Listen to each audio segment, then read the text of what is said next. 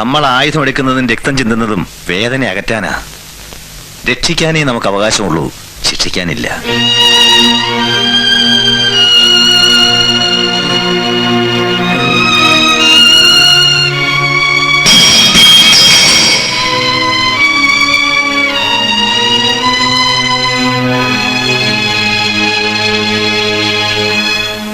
പൂമംഗലത്ത് എവിടെയാ മോളെ അനന്തൻ തുടങ്ങാൻ ഉദ്ദേശിക്കുന്ന ഹോസ്പിറ്റൽ? മുമ്പ് ജോലി ചെയ്തിരുന്ന ഹോസ്പിറ്റലിന്റെ അടുത്ത് തന്നെയാ മോളെ.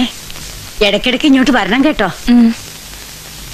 രാധിയെ, യാത്ര പോലും പറയാനുള്ള അർഹത എനിക്കില്ല. കഴിഞ്ഞതൊന്നും മനസ്സിൽ വെക്കരുത്, ഒക്കെ മറക്കണം. അനന്തനോട് പോകണ്ടെന്ന് രാധയ്ക്കൊന്ന് പറഞ്ഞൂടെ?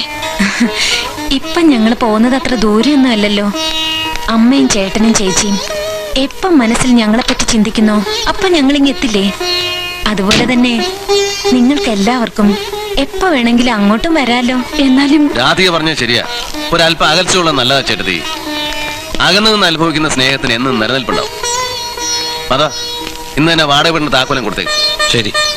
നീ എന്താ വല്ലാതിരിക്കുന്നേ? ഒന്നുമില്ല. ചേട്ടനവിടെ?